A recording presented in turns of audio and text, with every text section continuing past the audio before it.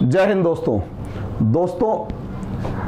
जिस तरीके से जियो पॉलिटिक्स चल रही है इस समय पर हांगकांग को हैंडओवर करने के 25 साल मनाए गए और शी जिनपिंग जो है अपने आप में बड़ा प्रेज कर रहे थे और कुछ स्टेटमेंट्स थी। उन स्टेटमेंट्स के बदले में जो बोरिस जॉनसन ब्रिटेन के प्राइम मिनिस्टर हैं उन्होंने भी रिवर्ट में स्टेटमेंट दी।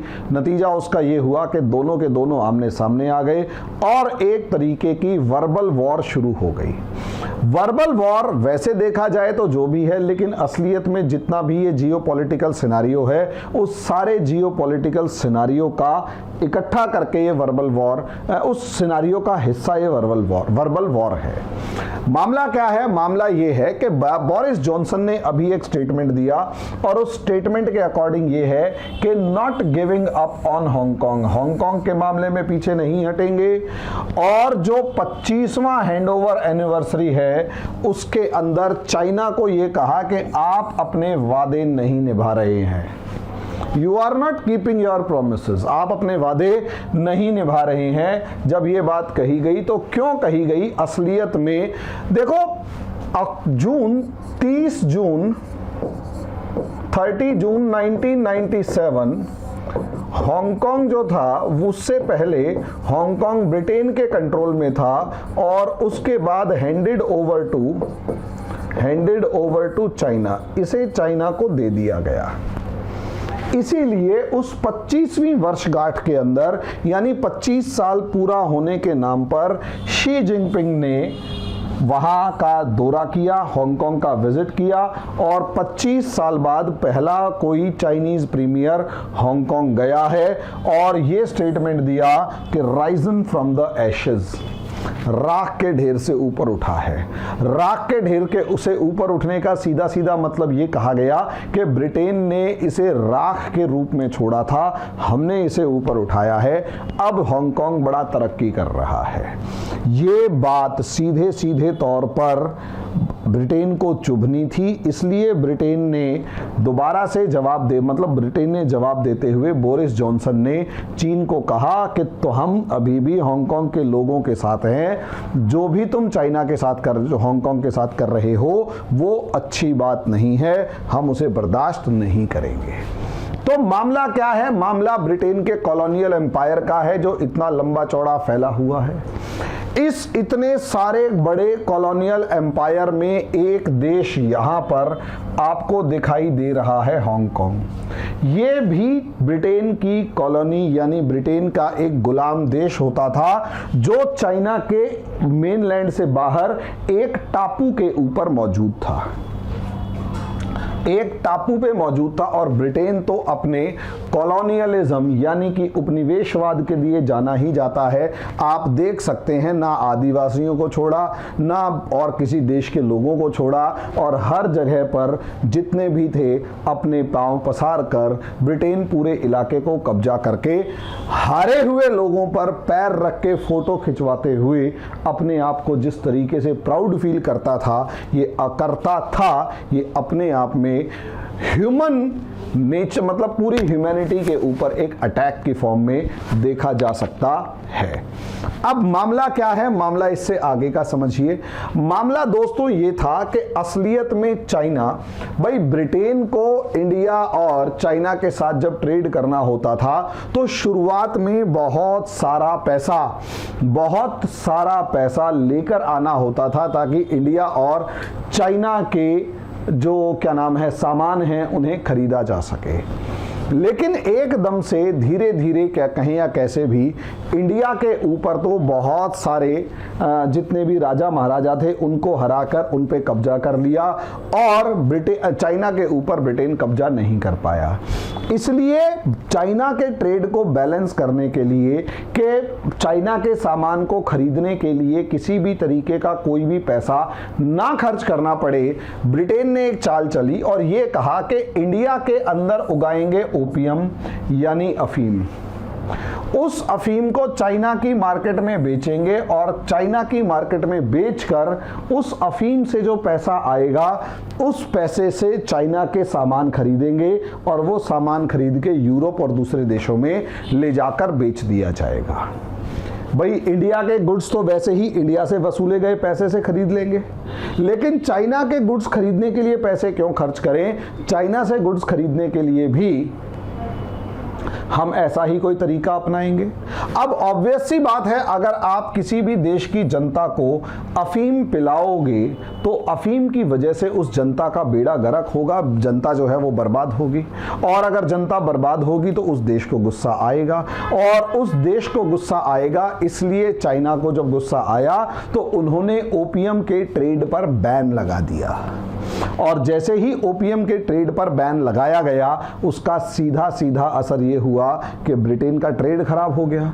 ब्रिटेन दुनिया में कहीं पर भी कुछ भी हो वो सिर्फ और सिर्फ अपने ट्रेड, अपने व्यापार को सबसे ज्यादा प्रेफरेंस देता है, उसकी तरफ से बाकी दुनिया जाओ भाड़ में।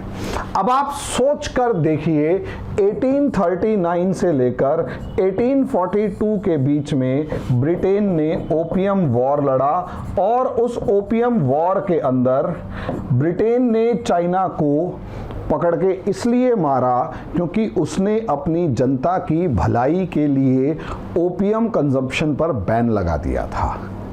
सोच कर देखिए, इससे ज्यादा इनह्यूमन कंडीशन या इससे ज्यादा मानवता के विरुद्ध कोई काम हो सकता है कि ब्रिटेन ने अपने देश में, मतलब अपने देश में अफीम बैन करने की वजह से चाइना को पकड़ के धोया। ऐसा हुआ था, इसी को कहा गया ओपियम वॉर, और यहीं से हांगकांग नाम की जगह पर कब्जा हो गया। बाद में 1898 में जाकर ट्रीटी, मतलब 1842 में ही ट्रीटी ऑफ नानजिंग हो गई थी। ये फोटो है नानजिंग ट्रीटी की, और ये अप्रॉक्सीमेट कुछ उसी नानजिंग ट्रीटी के डॉक्यूमेंट्स की फॉर्म में लिखा हुआ है। आप ना तो मैं पढ़ सकता, क्लियर नहीं था, फिर भी अगर आपको चाइनीज आती है तो आप पढ़ लीजिएगा, स्टैम्प वटैम्प सारी वही है। शॉर्ट में कहने का मतलब ये है कि ट्रीटी ऑफ नानजिंग हुई, और इस नानजिंग ट्रीटी के अंदर चाइना को मानना पड़ा कि ठीक है, आप चाइना के अंदर जितना ज्यादा हो सके ओपियम बेचे, हमें कोई समस्या नहीं है। अब ओपियम वॉर की वजह से 80 और उसके बाद हांगकांग के टापू पे कब्जा हो गया, लेकिन 1898 के अंदर दोनों से दोबारा डिस्कशन हुआ और हांगकांग और आसपास के बड़े इलाके को 99 इयर्स यानी 99 साल की लीज पर ले लिया गया कि आप हमारे को 99 साल की लीज पर ये पूरा एरिया जो है, टेरिटरी जो है वो हमारे को दे दीजिए। चाइना कमजोर हो चुका था, हान डायनेस्टी कमजोर हो चुकी थी, उसने 99 इयर्स की लीज पर हांगकांग दे दिया, और ये लीज जो है वो 1997 में जाकर खत्म हो गई। अब ऐसे में जब लीज खत्म हुई तो नेगोशिएशन शुरू हुए ब्रिटेन और चाइना के बीच में कि इस हांगकांग को हैंडओवर किया जाए, इस हांगकांग को हैंडओवर किया जाए जितना अच्छे से हो सके। तो इसी वजह से 30 जून 1997 को ये हैंडओवर किया गया, लेकिन असलियत में जब ये हैंडओवर किया गया तो उस हैंडओवर, उस मतलब हांगकांग को हैंडओवर करते हुए ये कहा गया कि भाई असलियत में यहाँ लगभग 50 लाख के करीब की पॉपुलेशन है, इस 50 लाख के करीब की पॉपुलेशन के अपने राइट्स हैं, सब चीजें हैं, और हम इसको कम्युनिस्ट रूल के अंडर में नहीं दे सकते, इसे कम्युनिस्ट रूल के अंडर में नहीं दे सकते, क्योंकि असलियत में हांगकांग के अंदर जो है वो शुरू से एक डेमोक्रेटिक सेटअप रहा है, एक डेमोक्रेटिक सेटअप यानी डेमोक्रेसी रही है, और कैपिटलिस्टिक प्रैक्टिसेस हमेशा से रही हैं, कैपिटलिस्टिक प्रैक्टिसेस हमेशा से रही हैं, हमेशा से पूंजीवादी व्यवस्था रही है। इसीलिए हांगकांग के राइट्स को मेंटेन किया जाए, हांगकांगर्स के राइट्स को मेंटेन किया जाए, और जैसे भी हो सके उनको सिक्योर किया जाए। ऐसे में चाइना ने वादा किया कि वन नेशन टू सिस्टम हम अपनाएंगे। इस वन नेशन टू सिस्टम के अंदर हम मेनलैंड चाइना के बहुत सारे जो रूल्स हैं, मेनलैंड चाइना के जो रूल्स हैं वो हांगकांग और मकाओ के अंदर लागू नहीं करेंगे। और इसीलिए मकाओ के अंदर स्पेशली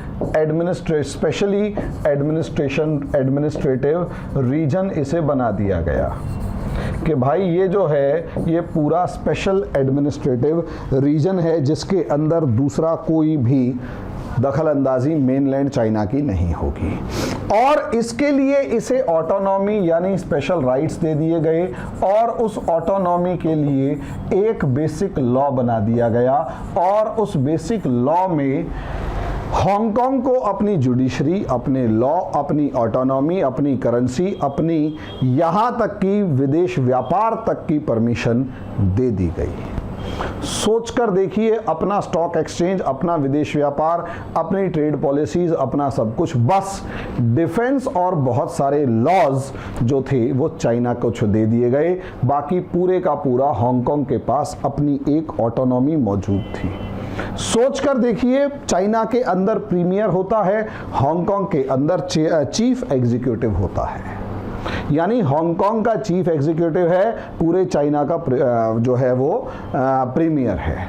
प्रेसिडेंट शी जिनपिंग जो हैं वो चाइना और हांगकांग दोनों के लिए सेम है, लेकिन प्रीमियर दो के लिए अलग अलग हैं। ये समझिए, स्टेट ऑफ चाइना के अंदर ही हांगकांग आएगा, लेकिन हांगकांग के अंदर डेमोक्रेसी है, वोट पड़ते हैं, वहाँ पर इलेक्शंस होते हैं, इलेक्शंस के बाद जो गवर्नमेंट बनती है, मेजॉरिटी गवर्नमेंट बनती है, गवर्नमेंट का प्रेशर होता है, गवर्नमेंट के ऊपर प्रेशर होता है, वहीं से लॉज बनते हैं, वहीं से सब चीज़ें डिसाइड होती हैं। सोचकर देखिए, ये असलियत में हांगकांग जो है वो खासकर कंट्री इन अ कंट्री की फॉर्म में आ चुका है। अब आप सोचिए यहाँ पर कि हांगकांग इस लेवल पर अपने आप में आ चुका कि कुछ कहने की हद नहीं, लेकिन चाइना के अंदर एक कम्युनिस्ट रजीम है। इस कम्युनिस्ट रजीम की खास बात ये होती है, कम्युनिस्ट रजीम है, और ये कम्युनिस्ट रजीम जो है ये क्या काम करती है, ये पूरे के पूरे कंट्रोल ओवर द कंट्रोल, जिसे कहते हैं अथॉरिटेरियन कंट्रोल चाहती है। ये हमेशा चाहेगा, ये अथॉरिटेरियन कंट्रोल चाहता है और ये चाहेगा कि इसके ऊपर किसी भी दूसरे का कोई भी कंट्रोल ना हो, सिर्फ और सिर्फ इसका ही अपना कंट्रोल हो। ये ही सारे सिस्टम पर कैसे भी करके नियंत्रण बनाए रखे। सिक्योरिटी लॉज और दूसरे लॉज के नाम पर 2002 और 2003 के अंदर भी इस चाइना ने कोशिश करी, लेकिन जो प्रोटेस्ट हुए हांगकांग के अंदर, वहां चाइना को साफ नजर आ गया कि भैया इतनी जल्दी ये लोग मानने वाले नहीं हैं। लेकिन 2014 तक आते आते चाइना बहुत ज़्यादा ताकतवर हो चुका था, बहुत ज़्यादा पावरफुल हो चुका था, और इसकी पावर को चैलेंज करने वाली कोई दूसरी शक्ति मौजूद नहीं थी इतनी जल्दी से। और चाइना सुपर पावर तो बन ही चुका था, इकोनॉमिक सुपर पावर तो बन ही चुका था, फैक्ट्री ऑफ द वर्ल्ड का हो या वर्कशॉप ऑफ द वर्ल्ड का हो, सब ये बन चुका था। ऐसी सिचुएशन में चाइना ने 2014 में ये देखा कि अमेरिकन इंटरफेरेंस हांगकांग के अंदर लगातार बढ़ रहा है, क्योंकि एक तरफ अमेरिका भी अपनी तैयारी करना शुरू कर चुका था कि भाई चाइना से आज नहीं तो कल निपटना पड़ेगा, और दूसरी तरफ चाइना को भी समझ में आ चुका था कि ज़्यादा दिन तक अमेरिका जो है वो चाइना की इस ग्रोथ को टॉलरेट करने वाला नहीं है। अब ऐसे में जियोपॉलिटिक्स चाइना की शुरू हो चुकी है और चाइना का एक वीक पॉइंट हांगकांग है। अब अमेरिका की एक खास बात है, अमेरिका ह्यूमन राइट्स और freedom of speech and expression इसको हमेशा सपोर्ट करता है, इसमें ज़्यादा खुश होने की ज़रूरत नहीं है। अमेरिका अगर इन सब चीज़ों को सपोर्ट करता है तो इसका दूसरा पोर्शन ये है कि अमेरिका यहाँ पर इस तरीके के भड़काऊ या सेपरेटिस्ट या यूँ कहें प्रॉब्लम क्रिएट करने वाले लीडर्स को इस्तेमाल करके किसी भी देश के अंदर इंसर्जेंसी, यहाँ तक कि प्रोटेस्ट और सब चीज़ें क्रिएट करके उस देश के ऊपर डिप्लोमेटिक प्रेशर प्रेशर क्रिएट करने की बहुत कोशिश करता है।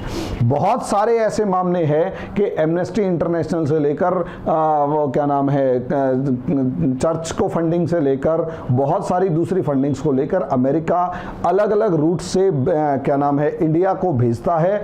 और जॉर्ज सोरोस नाम का एक बंदा, वो तो मशहूर ही इस नाम पे है, पोलैंड का रहने वाला, पोलैंड की गवर्नमेंट ने उस पे बैन लगा रखा है। दुनिया के अंदर जितने प्रोटेस्ट और एनार्की और दूसरी चीजें हैं वो उनको फाइनेंस करता रहता है और माना जाता है अमेरिका के उसके ऊपर काफी हद तक बड़ा हाथ है।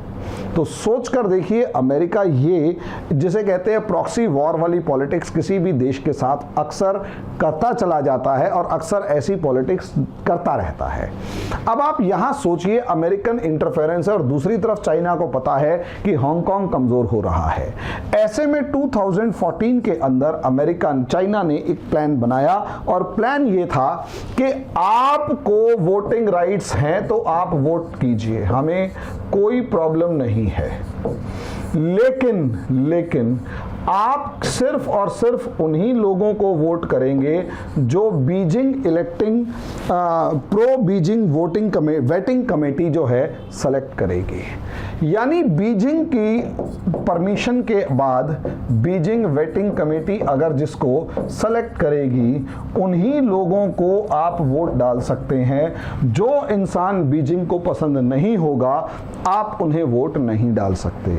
यही तो डेमोक्रेटिक वैल्यूज के अगेंस्ट है। डेमोक्रेसी का मतलब है हर वर्ग को रिप्रेजेंटेशन मिले।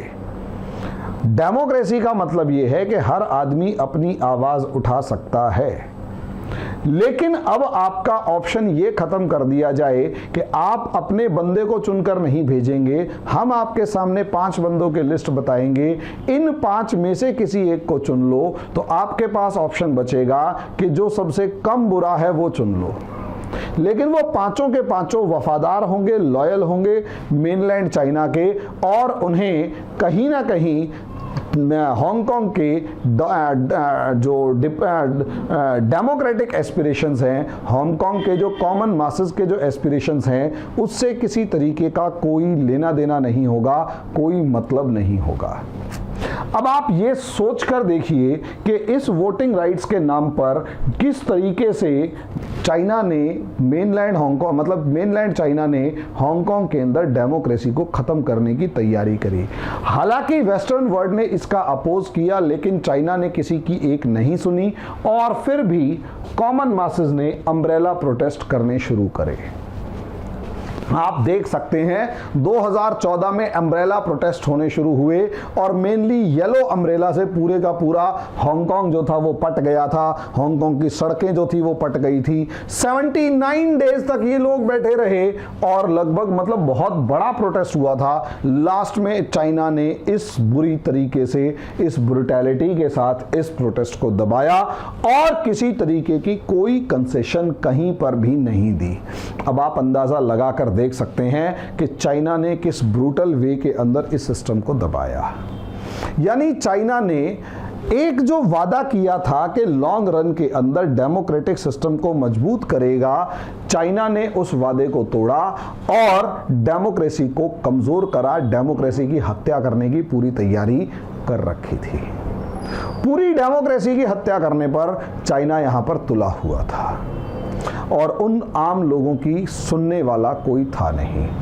अब जब ये सिस्टम चला तो उससे अगला पार्ट क्या हुआ, उससे अगला पॉइंट ये था कि 2019, हालांकि ये प्रोटेस्ट चलते रहे, लेकिन 2019 में वहां पर जो गवर्नमेंट बनी, हांगकांग में जो गवर्नमेंट बनी, उस हांगकांग की गवर्नमेंट ने एक लॉ बनाना चाहा कि अगर कोई भी इशू या कोई लॉ है, उस लॉ में कल्प्रिट को उठाकर मेनलैंड चाइना की जेल में भेजा जा सकता है। लोगों ने कहा जिस चाइना से हमारी रत्ती भर भी बन नहीं रही है, उस चाइना की जेल में हमें भेज दोगे, वहां से वापस तो जीवन में कभी आएंगे ही नहीं। इसकी वजह से भी एक नया प्रोटेस्ट शुरू हुआ और पूरे के पूरे हांगकांग की सड़कों के ऊपर यह प्रोटेस्ट देखने को मिला 2019 के अंदर। इस प्रोटेस्ट की वजह से चाइना, ये वही दौर था जब चाइना हांगकांग में दबा हुआ है और इंडिया जो है 5 अगस्त 2019 को अपना पूरा क्या नाम है 370 के इस स्टेटस को चेंज कर गया। चाइना उलझा हुआ था, ये परफेक्ट टाइम था। तो चाइना वहां उलझा हुआ था, चाइना को पूरी दुनिया का दबाव झेलना पड़ रहा था ह्यूमन राइट्स से लेकर हर चीज के मामले में, और चाइना यहां लगभग 3 से 4 महीने तक फंसा रहा। ये भी अप्रॉक्सीमेट 80 डेज का प्रोटेस्ट था और चाइना ने इसे भी जितना ब्रूटली हो सकता था दबाया। नतीजा उसका ये हुआ कि अब दुनिया को भरोसा हो गया कि चाइना का डेमोक्रेटिक वैल्यूज, डेमोक्रेटिक सिस्टम से कोई लेना देना नहीं है। उसे सिर्फ और सिर्फ अथॉरिटेरियन रूल चाहिए और वो अथॉरिटेरियन रूल कम्युनिस्ट पार्टी का ही होगा। यहां से सिस्टम्स जब बदलने हुए तो इसी की वजह से तो ताइवान इशू क्रिएट हो रखा है। हांगकांग के अंदर चाइना ने जो किया उसका रिपरकेशन ताइवान के अंदर देखने को मिला, और यही रीजन है अब जब 25 साल पूरे हो गए हैं तो कैओस टू ऑर्डर एक वर्ड यूज किया गया, लेकिन दूसरा वर्ड जो यूज किया गया चाइना के लिए वो ये कि मतलब शी जिनपिंग ने कहा कि भाई एशेज से हमने रिकवर किया है, प्रोग्रेस की तरफ लेकर गए हैं। लेकिन यहीं पर ब्रिटेन भी कह रहा है कि आप जो वादा कर चुके हैं हमसे 1997 में, उस वादे को आप नहीं निभा रहे, और अगर वो वादा नहीं निभाएंगे तो उसके रिपरकेशंस आपको झेलने पड़ेंगे। हम हांगकांग के साथ हैं।